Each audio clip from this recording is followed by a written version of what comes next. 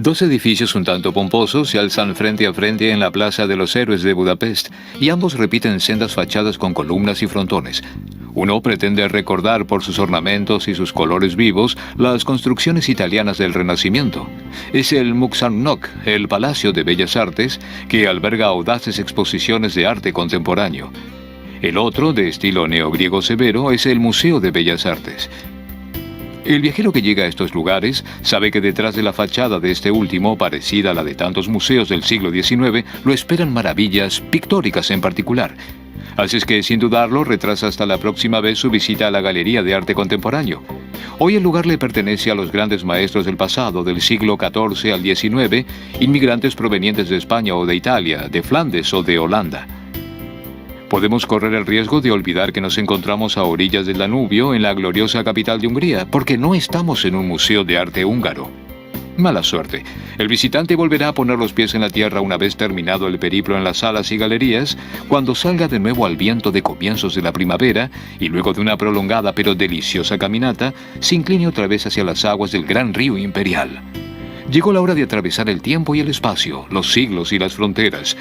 Llegó la hora de dejarse seducir por la diáfana María Magdalena del Greco y de inmiscuirse en la escena en que San Andrés de Ribera, anciano demacrado atado a su cruz, rechaza una última vez inclinarse ante Júpiter. Llegó la hora de perderse entre los sombreros y trajes coloridos de la multitud que escucha predicar a Juan Bautista en un bosque que se abre sobre un claro pintado por el gran Pieter Bruegel. Llegó la hora de contener el aliento para no despertar a la joven dormida inmortalizada por Claude Vignon. Llegó la hora de deleitarse con una de las más suntuosas colecciones de pintura de Europa.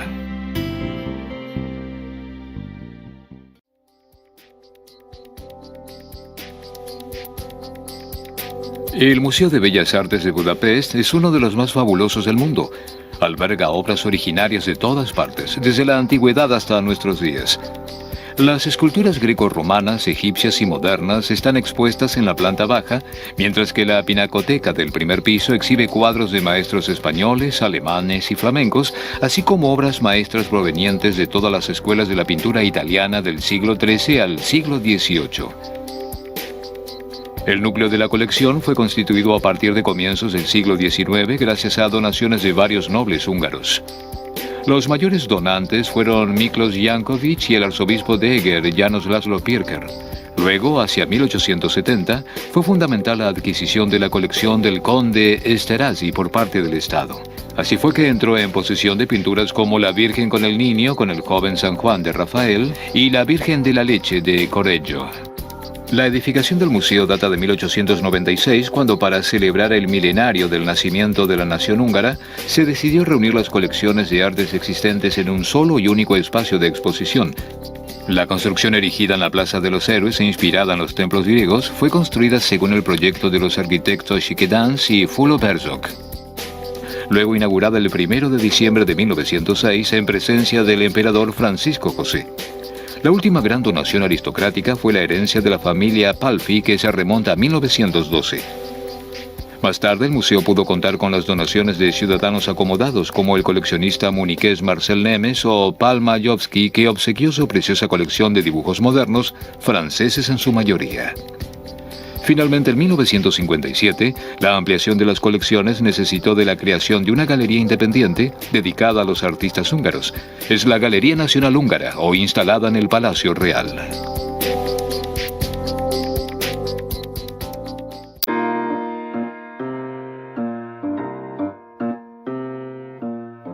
La colección de pinturas españolas, considerada como una de las más importantes del museo, cuenta aproximadamente con 70 cuadros repartidos en 6 salas. Se compone de obras realizadas en España durante el siglo XVI. Los trabajos del Greco se destacan en el lote. Una magnífica María Magdalena expuesta cerca de cuadros que ilustran episodios de la vida de Jesús, como la Anunciación, el Cristo en el Monte de los Olivos y el arresto de Cristo. La pluralidad de las referencias culturales del pintor, quien nacido en Creta se instaló en España luego de una breve estadía en Italia, se manifiesta claramente. En Toledo supo encontrar las condiciones ideales para elaborar un lenguaje pictórico original, abandonando toda referencia al Renacimiento para crear imágenes visionarias caracterizadas por violentas tensiones cromáticas y luminosas.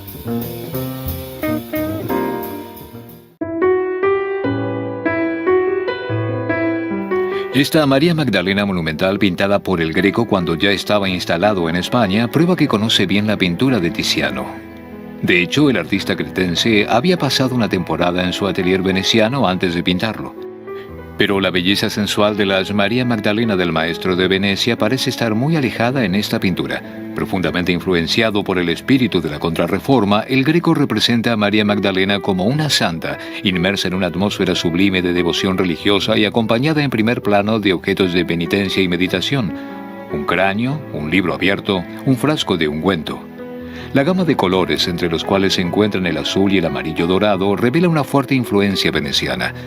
Reconocemos igualmente en esta obra los trazos distintivos del período tardío del Greco: figura imponente, mirada visionaria, forma alargada de la mano posada en el cráneo, contraste entre los matices verdes del velo y los cabellos cobrizos, todo inmerso en una luz que ilumina la figura con un enfoque casi metafísico.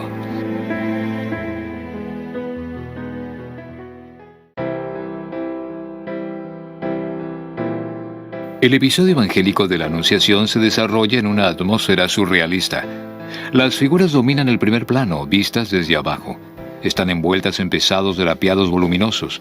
Una virgen de mirada triste eleva los ojos de su libro hacia el arcángel Gabriel, que tiene en la mano la vara de lis, símbolo de la castidad de María. Entre ellos, una paloma, emblema del Espíritu Santo, representa la Inmaculada Concepción. Densas nubes y rayos brillantes parecen invadir el interior hasta aniquilar el espacio bien real que constituía el fondo de las precedentes anunciaciones del pintor. Los objetos de uso cotidiano presentes en este cuadro, la canasta trenzada y el florero en primer plano, el libro de horas testigo de su fe posado sobre el reclinatorio, también están cargados de significaciones que hacen alusión a las cualidades espirituales de la Madonna.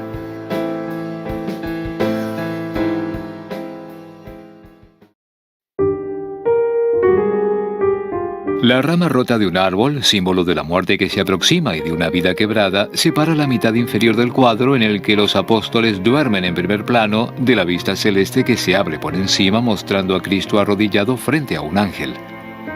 Este planea sobre una nube y tiene un cáliz que representa la Eucaristía y hace alusión a los sufrimientos venideros de Jesús. Por un lado, la luz deslumbrante que emana del ángel. Por el otro, una escena apenas iluminada por el resplandor de la luna que se filtra a través de las nubes.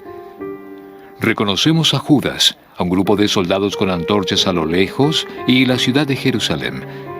La oposición entre el mundo terrestre y el mundo celeste es reforzada por una hábil utilización de los colores. Luminosas para los atuendos de Cristo y el ángel, verde oliva para el monte, mientras que adelante predominan los tonos más sombríos, azul oscuro y amarillos quemados.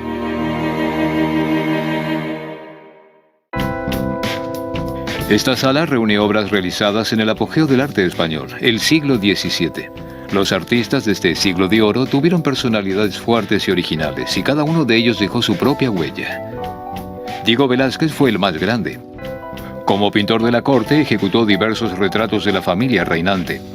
Pero encontraremos en esta sala un cuadro que testimonia el interés del artista por los temas populares: El almuerzo, que trata con un naturalismo inspirado en las innovaciones de Caravaggio. La influencia del lenguaje caravellesco se manifiesta también en el Martirio de San Andrés de José de Rivera, que por medio de un claro recurso teatral contribuye en cambio a la monumentalidad de las figuras de Francisco de Zurbarán, el mayor intérprete del fervor religioso español.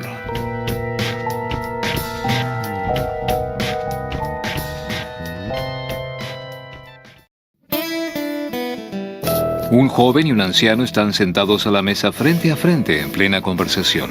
Entre ellos, una joven sirve vino en el vaso del mayor. A pesar de lo frugal del almuerzo y de la simplicidad de sus ropas, sin duda pertenecen a una clase social alta, como lo prueban el mantel inmaculado, el salero de excelente factura y la fineza del vaso de vino veneciano.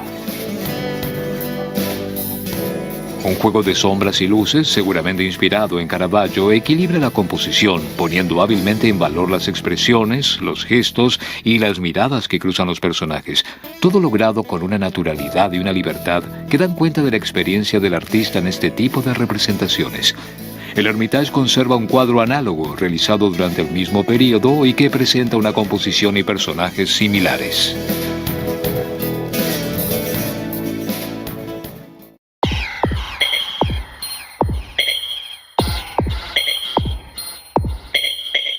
A pesar del carácter trágico del tema, en esta obra, una de las tantas en que el pintor representó la muerte de santos y mártires, reina una atmósfera de meditación apacible, como en suspenso. En este caso, Rivera muestra el instante que precede al martirio. La composición gira en torno al cuerpo desnudo del santo, ubicado en diagonal sobre la madera de la cruz, deslumbrado por una luz violenta. Lo rodean sus verdugos, un sacerdote con una estatua de Júpiter en la mano que lo invita a renunciar a su fe, y en segundo plano, una figura agobiada de dolor envuelta en su manto. Todos ellos inmersos en la oscuridad. Si comparamos este cuadro con el Martirio de San Pedro de Caravaggio, podemos medir la influencia que el maestro lombardo ejerció sobre el español, quien lo descubrió durante su estadía napolitana. Tienen en común la aptitud para hacer visibles los episodios de las Sagradas Escrituras gracias a una pintura cuyas cualidades teatrales suscitan fuertes emociones.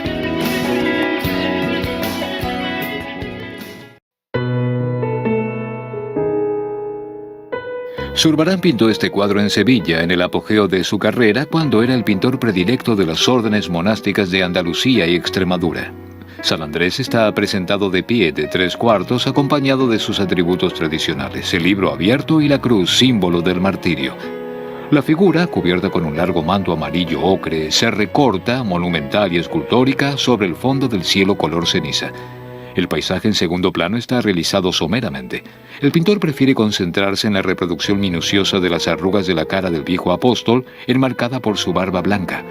La luz, de matriz caravallesca, penetra el cuadro por la izquierda, golpea la sien, la manga y el pie derechos del santo, acentuando la profundidad de las sombras del lado opuesto.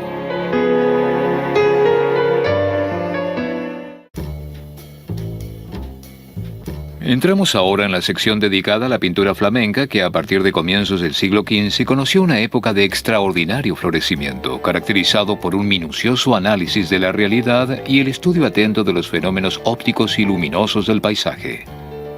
Esta sala, donde se pueden admirar obras del siglo XVI, se distingue por la presencia de cuadros de Pieter Bruegel el Viejo, fundador de una tradición familiar continuada por sus hijos Pieter Bruegel el Joven y Jan Bruegel el Viejo, y por su nieto Jan Bruegel el Joven. Aquí está el Sermón de San Juan Bautista de Pieter el Viejo, que prácticamente nos instala en medio de la multitud que asiste al Sermón del Santo, y los dos Paraíso terrenal de su hijo Jan el Viejo, pintor apodado Bruegel del Paraíso, precisamente por su predilección por el tema.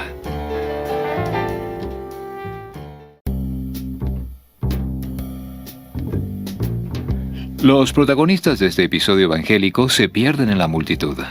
San Juan lleva puesto un hábito marrón y habla gesticulando. Cristo, a la derecha, con los brazos cruzados, tiene una apariencia común, vestido con una simple túnica azul.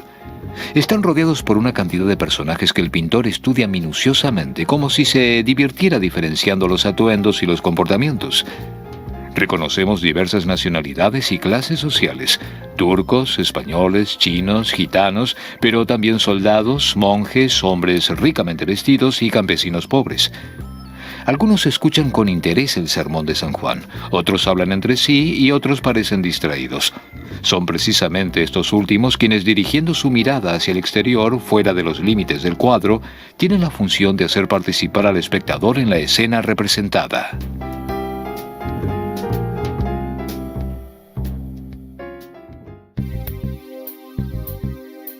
Este episodio del Antiguo Testamento parece ofrecerle a Bruegel un pretexto para realizar una enciclopedia ilustrada de plantas y animales. Nuestra atención se ve de inmediato atraída por la muy variada fauna que puebla el jardín del Edén, donde especies exóticas y salvajes se yuxtaponen a los animales domésticos. Reconocemos tigres, leones, elefantes, camellos, ciervos, monos, loros y tortugas, además de vacas, cabras, perros, pavos y gallos. En segundo plano, descubrimos a los protagonistas de otros 2 episodios de las Sagradas Escrituras. En el centro, Lot y sus hijas, acompañados por una mula cargada de bultos, se permiten un alto cerca de un árbol durante su viaje. En el fondo, a lo lejos, se perfilan los contornos del arca de Noé. El tema del paraíso terrenal debía serle particularmente predilecto. Lo representó tantas veces que se lo apodó Bruegel del paraíso.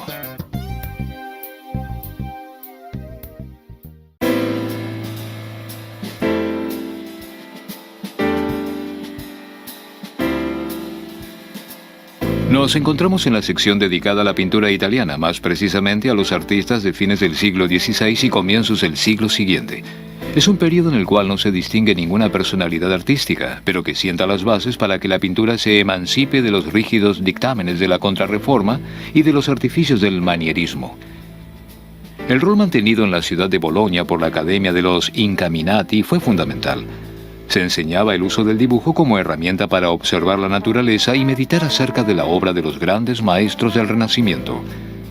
La academia fue fundada por los hermanos Aníbale y Ludovico Caracci, así como por su primo Agostino. Formó artistas como Guercino y Domenico. En el centro de la sala se destaca El Cristo y la Samaritana de Aníbale Caracci. Y en las paredes hay obras de Guercino, Daniele Crespi, Artemisia Gentileschi y Bernardo Strozzi. También nos llamará la atención el cuadro Joven Dormida, atribuido a Domenico Fetti, pero que hipótesis recientes relacionaron con Claude Vignon, pintor francés que se familiarizó con el arte italiano y con Caravaggio durante una estadía en Roma.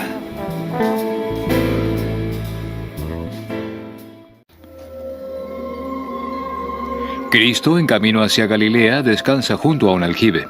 Se encuentra con una samaritana a quien le pide de beber, pero la mujer se muestra estupefacta de que un judío le dirija la palabra. Este episodio evangélico, que hace alusión a la universalidad del mensaje de redención de Cristo, está representado con gestos dramáticos y teatrales típicos del arte barroco. En primer plano, las figuras monumentales de Cristo y la samaritana dialogan con la mirada y el juego grandilocuente de sus manos. Detrás del aljibe, los discípulos asisten desconcertados a la conversación. Esta composición equilibrada, característica del Renacimiento, está enriquecida por una gran variedad cromática, signo de conocimiento de la pintura veneciana, cuya influencia puede verse en el marco arquitectónico hecho de columnas quebradas heredadas de Veronese. Algunos años antes, Caracci había pintado el mismo tema, hoy conservado en Brera, en Milán, pero eligiendo un formato horizontal, tonos más oscuros y otras actitudes para los apóstoles.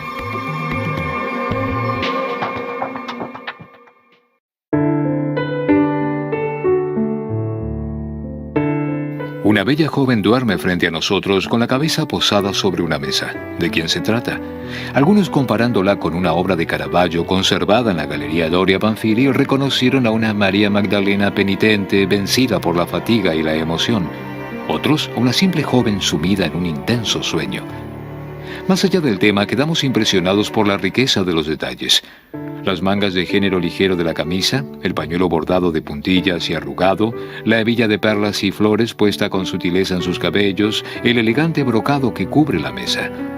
Pinceladas amplias y densas, realzadas de vivos contrastes luminosos, ayudan a devolver la materialidad y la presencia de los objetos como en una suntuosa naturaleza muerta.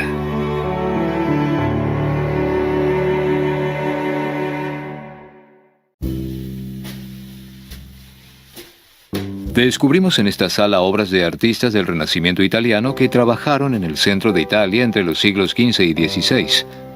Son obras de temas religiosos que asimilaron de manera más o menos visible las novedades de la búsqueda sobre la perspectiva. En el centro de la sala, la atención se ve atraída por una espléndida escultura. Se trata de Hombre de los Dolores, un Cristo de largos cabellos con bucles y expresión sufriente realizado por Verrocchio, en cuyo atelier se formaron Leonardo da Vinci y Sandro Botticelli. Más tarde, la escuela florentina será representada por las obras de Alessio Baldovinetti, Raffaellino del Garbo y Piero di Cosimo, así como por la Adoración de los Pastores de Ridolfo del Ghirlandaio, hijo del célebre Domenico. Las obras de Luca Signorelli, Giovanni Boccati y Giovanni Santi, padre de Rafael, en cambio, pertenecen a la escuela de Umbría.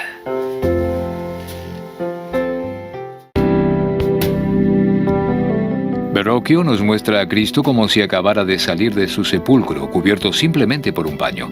La obra prueba la calidad de las esculturas en terracota originadas durante el Renacimiento florentino. El cuerpo se mueve libremente en el espacio, pivoteando un poco hacia la izquierda, como lo indican la cadera y el hombro derecho ligeramente elevados. Esta estatua, probablemente ubicada en un principio en un nicho o en la luneta de una puerta, fue pensada para ser vista desde abajo. Estaba pintada y tal vez rodeada por dos ángeles. Nuestra mirada es guiada de inmediato hacia la cara, crispada de dolor y enmarcada por largos cabellos con bucles. Las manos alargadas abren la herida sobre un costado, siguiendo la iconografía de Vir Dolorum, popular en Europa Central durante la segunda mitad del siglo XIV, y destinada a despertar la devoción de los fieles, haciéndolos participar emocionalmente en la pasión de Cristo.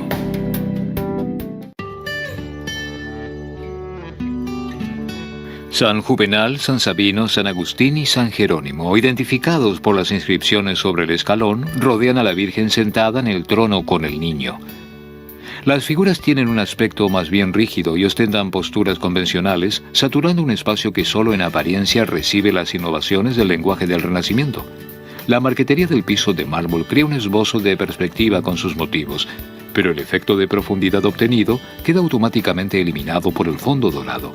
Notaremos también el cuidado que este pintor originario de las Marcas aporta a los espléndidos trajes de los santos. Juvenal, Sabino y Agustín llevan puestos hábitos episcopales.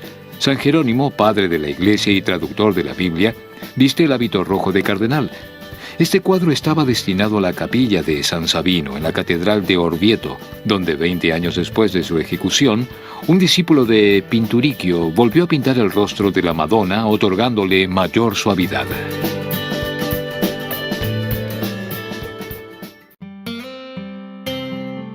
Este cuadro está fechado y firmado por Ridolfo del Ghirlandaio, hijo de Domenico Ghirlandaio, pintor florentino de quien heredará su próspero atelier. En el centro, el niño Jesús está extendido sobre un lecho de paja bastante rígido a pesar de su pose, los pies cruzados y el dedo en la boca. A su alrededor, la Virgen y dos santos están arrodillados rezando. A la derecha, San Sebastián atravesado de flechas. A la izquierda, San Roque con su hábito levantado que deja ver la herida que tiene en la pierna. En segundo plano, un viejo pastor abre las manos para recibir al niño en un gesto afectuoso. Detrás de ellos, dos jóvenes pastores están de pie, al igual que San José, con aire absorto, apoyado en su bastón. El artista retoma de manera bastante convencional un tema directo de la pintura florentina del siglo XV. 30 años antes, Domenico Ghirlandaio había ilustrado el mismo tema, dando prueba de una aptitud para disponer libremente las figuras en el espacio y para definir con más realismo los rostros de los pastores. Durante el siglo XIX, las colecciones del museo comenzaron a enriquecerse con obras de pintores flamencos cuya técnica y la sabia utilización de la luz eran muy apreciadas. Al visitar esta vasta sala, tendremos un panorama completo de la pintura holandesa del siglo XVII. Pasaremos de los extraordinarios trabajos de su mayor representante, Rembrandt, con La parábola del tesoro oculto y El sueño de San José, a los de Frans Hals, muy cercano a Rembrandt en cuanto a las innovaciones en el estilo, la forma y la composición.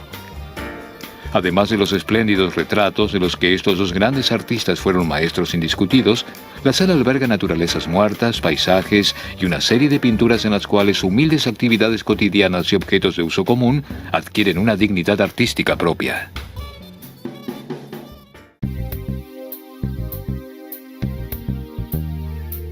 El reino de los cielos es semejante a un tesoro escondido en un campo que al encontrarlo un hombre vuelve a esconderlo y por la alegría que le da va, vende todo lo que tiene y compra el campo aquel.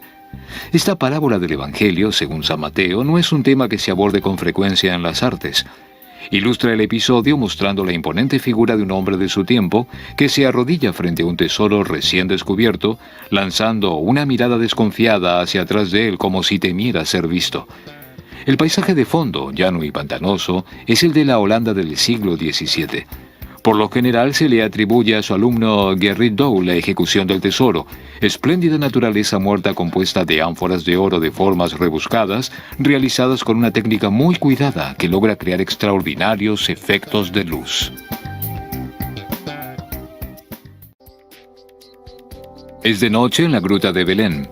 José y María duermen sobre la paja, sentados como aplastados por el cansancio. El hombre tiene las manos unidas mientras que la Virgen abraza al niño bajo su manto, cuyo rostro apenas vemos. Detrás de ellos se adivinan la mandíbula y los hocicos del buey y del asno inmersos en la sombra. Sobre la izquierda, donde aparece el ángel suspendido sobre una nube, la atmósfera se aclara. Con un dedo toca el hombro de José para despertarlo y advertirle acerca del peligro inminente. Levántate, toma al niño y a su madre, huye a Egipto y quédate hasta que te hable. En efecto, Herodes ha dado la orden de matar a todos los niños de menos de 2 años. Las escenas nocturnas se adaptan bien a la paleta de Rembrandt, quien en particular al final de su carrera privilegia los tonos marrones que aplica sobre la tela por medio de pinceladas más pronunciadas y más visibles.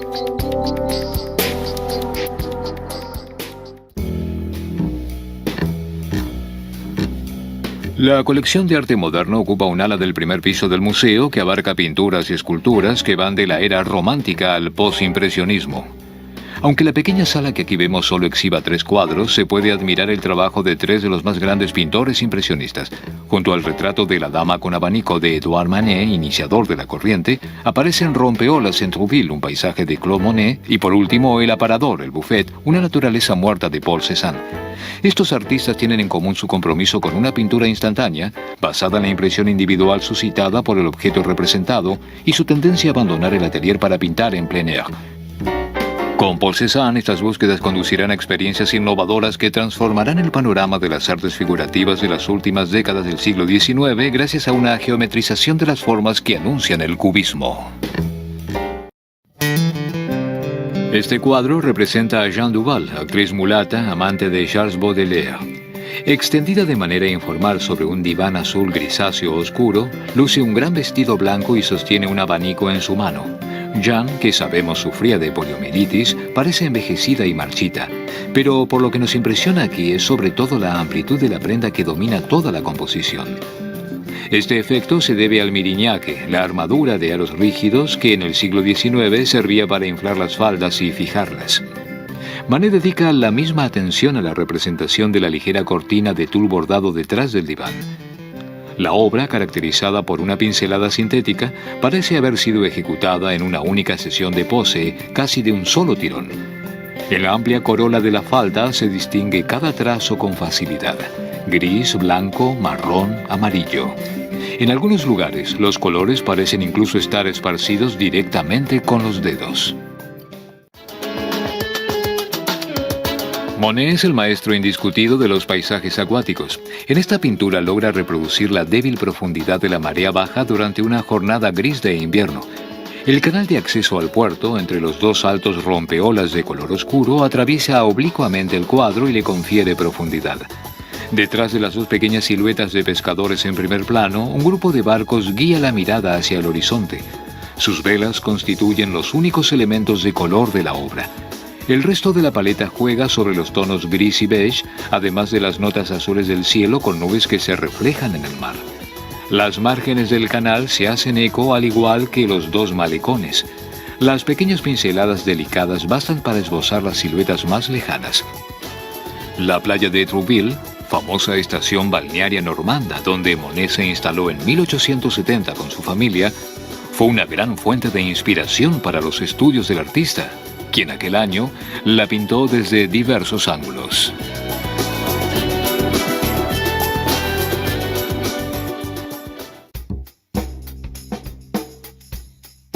Dos tazas, una botella de vino y un vaso, un plato con galletas, limones, manzanas y naranjas como olvidados desordenadamente sobre el estante y la bandeja del aparador de un comedor. Algunas frutas están ubicadas sobre un repasador blanco que hace resaltar sus formas coloreadas. Esto es justamente lo que interesa a Cézanne. La forma, entendida como una elaboración personal del sujeto por parte del artista, que traduce la esencia volumétrica a través del color. Los objetos aparecen dispuestos de manera azarosa, pero de hecho, una inestabilidad voluntaria anima la escena. La pila de galletas parece a punto de derrumbarse, mientras que el repasador blanco da la impresión de deslizarse arrastrando en su caída las frutas que contiene. Cézanne profundizará sus investigaciones a través de naturalezas muertas realizadas en los años siguientes, donde los mismos objetos posados sobre una mesa, a menudo inclinada hacia el espectador, poco a poco irán siendo reducidos a meras formas geométricas.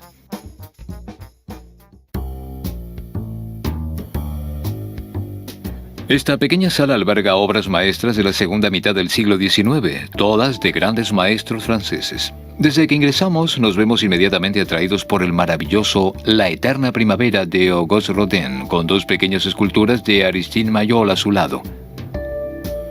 Los dos escultores que se concentraron en el desnudo condujeron a investigaciones análogas pero divergentes.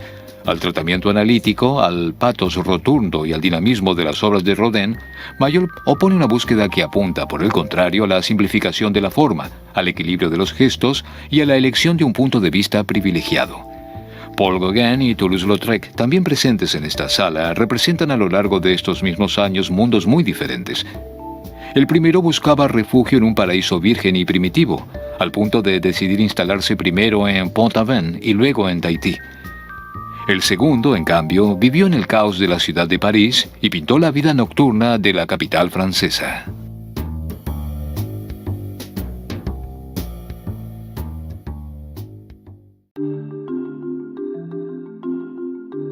La posición inestable de los personajes, íntimamente unidos en el beso y el abrazo, es sorprendente.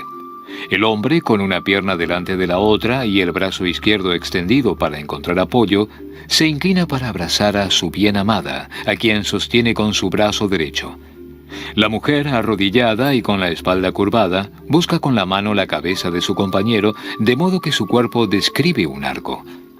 La superficie del mármol, rugosa en el zócalo, se vuelve lisa y pulida en los cuerpos, otorgando suavidad y reflejos a las carnes. En la descripción del beso, la fuerza de la atracción se traduce por la continuidad de la superficie, tanto que ambas caras parecen formar una sola. Esta escultura, por su tema abiertamente erótico y su fácil interpretación, fue en particular apreciada por los contemporáneos de Rodin, de modo que fue reproducida en diferentes materiales y formatos.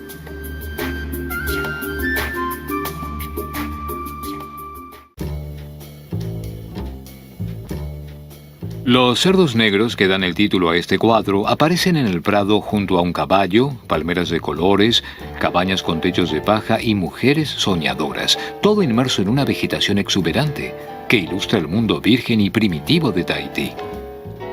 Gauguin se instala en la isla lejana en aquel entonces, donde ejecutó la tela en 1891. Ese paraíso perdido, y sobre todo sus mujeres, se volvieron los protagonistas únicos de sus pinturas. El artista elabora su paisaje con colores vivos, extendidos en pequeñas pinceladas. El techo de la cabaña está planteado siguiendo una técnica todavía impresionista. Filamentos blancos reproducen el brillo de la luz. Lo mismo ocurre con las hojas de las palmeras y el matorral en primer plano, realzado con matices rojos. Las figuras humanas y animales, en cambio, están tratadas con colores sólidos, muchas veces acompañados de contornos negros que delimitan las zonas cromáticas, cuya compactibilidad es obtenida por medio de amplias pinceladas paralelas.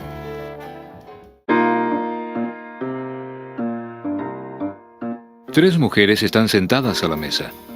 Su cansancio es evidente en sus miradas absortas que miran un punto indeterminado y sus brazos apoyados sobre la mesa como para aliviar el peso de un largo día. Observo en el espejo detrás de ellas. Aparece una cuarta mujer, situada fuera de los límites del cuadro, pero cuyo rostro se ve reflejado. El pintor nos introduce así en el interior de un comedor. El espacio es despojado y las figuras centradas en carnes ya no son jóvenes. Si conocemos la dolorosa historia personal del artista y sus frecuentaciones, reconoceremos aquí un burdel y las prostitutas que en él trabajan.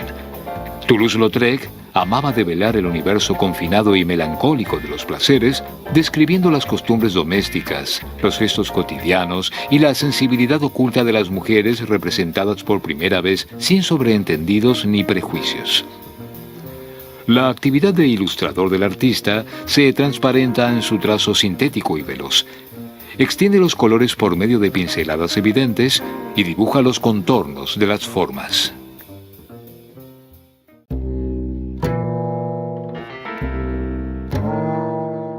Esta sala, al igual que la siguiente, debe su nombre al célebre coleccionista Paul Majewski y alberga pinturas de las últimas décadas del siglo XIX. Se pueden admirar obras de Hans Macquart, Franz von Stuck y Arnold Böcklin, los principales representantes del movimiento simbolista en Alemania y Austria. Sobre el rojo de las paredes, los cuadros son como ventanas abiertas a mundos mitológicos poblados de seres de formas humanas y animales. Los tonos vivos refuerzan la atmósfera irreal de estas pinturas. Personajes y rocas se tiñen de naranja en Nessos y Déjeuner de Hans Macquart. El azul cobalto del cielo domina en Tarde de primavera de Arnold Böcklin, mientras que en El beso de la esfinge de Franz von Stuck toma coloraciones rojo sangre.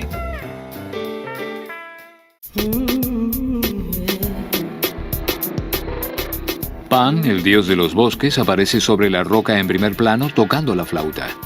Conforme la iconografía tradicional, tiene cuernos y patas de cabra, pero el cuerpo y la cara de un hombre. Su aspecto bestial contrasta con la belleza de las dos jóvenes que escuchan su música extasiadas. Son las dríades, ninfas protectoras de los bosques que viven y mueren con los árboles que las acogen bajo su corteza.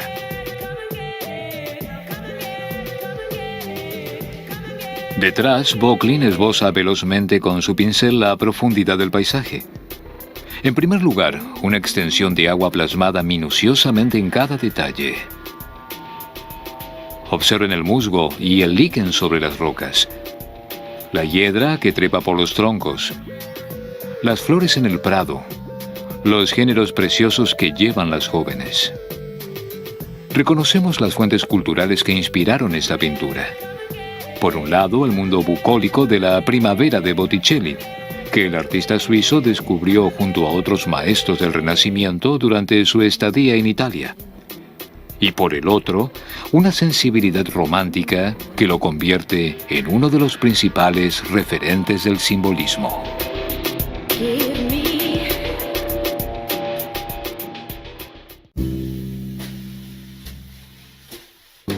Una esfinge, monstruo mitológico híbrido con cuerpo de león y cabeza humana, se inclina más allá de las paredes de la roca sobre la cual está extendido para besar a un hombre.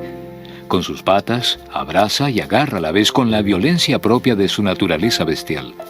Su rostro está parcialmente oculto por su cabellera. Su femineidad estalla en la carne diáfana de su cuello, sus hombros y sus pechos. El hombre arrodillado, como volteado por la fuerza del beso, extiende los brazos.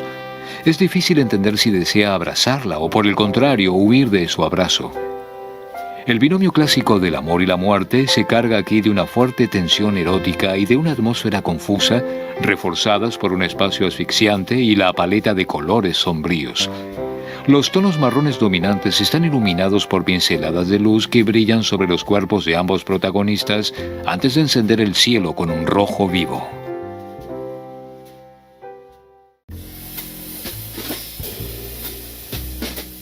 Esta sala, que alberga obras de pintores simbolistas sobre paredes rojo vivo, es indisociable de la precedente.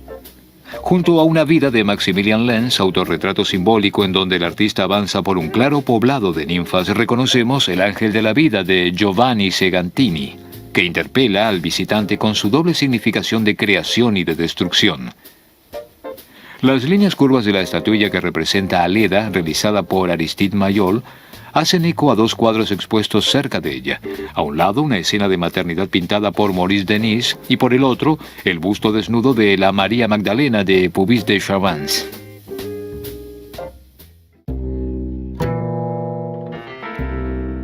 Con sorprendente delicadeza, Segantini aborda y renueva el tema clásico de la maternidad gracias al casamiento de símbolos paganos y cristianos. La madre está sentada sobre las ramas de un árbol nudoso y abraza a su hijo entre sus brazos como para protegerlo y mantenerlo al resguardo del mundo. Es a la vez una Madonna y una diosa madre, emblema de la fertilidad, de la naturaleza y por lo tanto de la vida, al que se opone el árbol despojado, símbolo de la muerte. Toda la composición, incluso a nivel formal, está dominada por este juego de referencias y enmarañamientos. Las ramas se mezclan de manera irreal. Las dos figuras se estrechan y en el marco exuberante, parte esencial del cuadro, se extienden entrelazamientos muy cargados. Conforme a la técnica puntillista, el color es aplicado en pequeños puntos o filamentos muy finos, muchas veces bañados de luz, que otorgan una vibración particular a la superficie pictórica.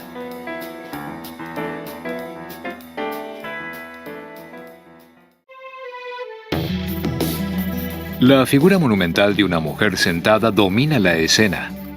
Su busto está desnudo. Una sábana blanca cubre sus piernas mientras que largos cabellos descienden sobre sus hombros. Su mirada está absorta, meditativa. Un paisaje rocoso, animado por flores amarillas, le sirve de marco. Solo el título permite reconocer en esta mujer a la María Magdalena de los Evangelios, ya que no está acompañada por sus atributos habituales, el cráneo y el crucifijo. Una paleta clara juega con tonos de blanco, azul y beige y contribuye a insertar armoniosamente el personaje en el paisaje que lo rodea. Esta paleta es típica del artista, eminente representante del simbolismo, que se dedicó sobre todo a grandes pinturas murales. En un principio titulado Un Mundo, este cuadro tuvo un éxito extraordinario. Se trata de un autorretrato en donde el pintor se representa en un universo imaginario, con un sombrero, un sobretodo suelto sobre sus hombros y un cigarro en la mano. Avanza con la mirada baja por un prado increíblemente florecido, sin tener en cuenta a las jóvenes vestidas de azul a su alrededor. Algunas están disimuladas entre ramas y lo observan sonrientes, otras charlan, otras se divierten haciendo una ronda. A lo lejos, a la izquierda, sobre la colina, se perciben siluetas en movimiento. En ellas, al igual que en las jóvenes de azul, reconocemos las personificaciones míticas de los diferentes aspectos de la naturaleza que ilustran un mundo virgen, de una belleza en contraste absoluto con la civilización industrial en la que vive el artista.